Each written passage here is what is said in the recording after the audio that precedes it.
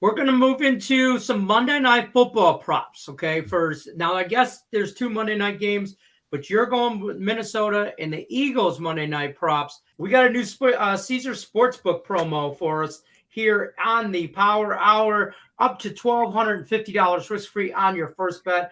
All you got to do is use the promo code MORNINGFUL. That'll get you right there.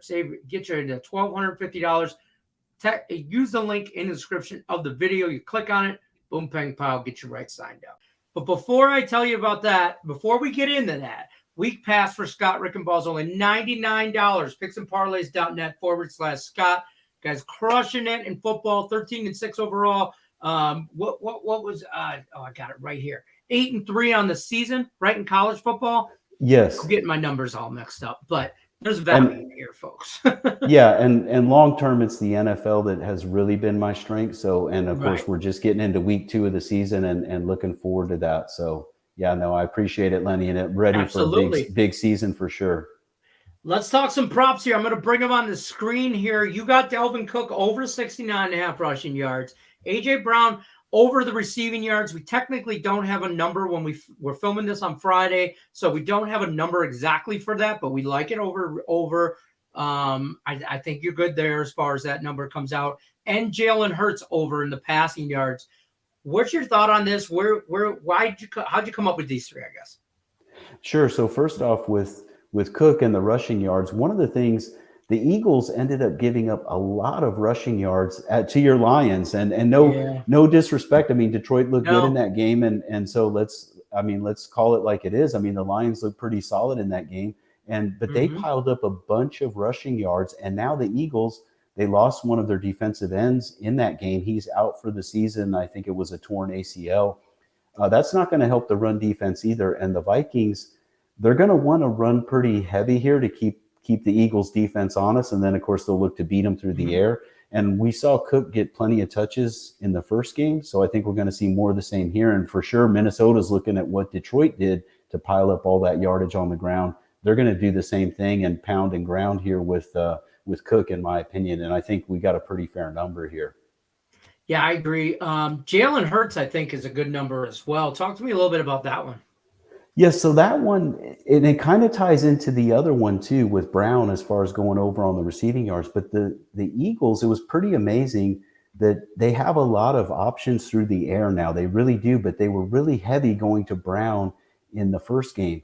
They don't have to go so heavy to him here, and he can still get over on the yardage. But I think the point I'm getting at is that Hurts he's got more options to spread the ball around, and he didn't even utilize those fully in the first game. And then he did run too much. The Eagles don't want him running that much. Yes, he's, of course, a tremendous dual threat, but they don't want to see him out there running 17 times in a game. I think he had like 17 carries in that game. Yeah. They can't have that. So they're going to tell him, hey, you throw the ball. You need to throw the ball more. And so, again, that's going to help us too. And I do think we have a fair number here. And again, this is some value because the Vikings, off the big divisional win over the Packers, they put a lot of effort and off-season preparation into that first game. Like, hey, guys, we got Green Bay in week 1. This is a huge game for us. I mean, Green Bay is the favorite to win the division, one of the best teams in the NFL. Vikings were preparing for that. They weren't worried about preparing for the Eagles so much. So I think the Eagles have such a solid offense, and Hurts can get a lot of passing yards because, again, they had the number 1 rushing offense in the league last year. That run establish the run, it opens up the passing game. And I think the Vikings, coming off such a huge win in week 1, could be a little flat here defensively. Again, they put so much effort into that first game against the Packers. So Eagles can definitely take advantage of that. And then with Brown on the receiving yards, I mean, he was a huge target in week 1. And he did not disappoint. I mean, he was awesome for the Eagles. He's such a big body out there and such a great target and great hands. And the Eagles are going to keep going to him. I don't see the Vikings. I don't see how they're going to be able to stop all the weapons that the Eagles have, because of course they have some weapons out of the backfield too. So I think it's going to open things up for Brown to have a big game as well. It's fair. I like it. I mean, listen, shop your lines, people. We all know that. We talk about that all the time. But this 233 number, I think, is close to a gift as I think we're going to get. I mean, he threw for 243 against the Lions, I think, and now you're going to ask him to throw more. That's right. You know what I mean? So run less. You know, it's a long season. Jalen Hurts out there scrambling. You don't want him hurt on week 1 too.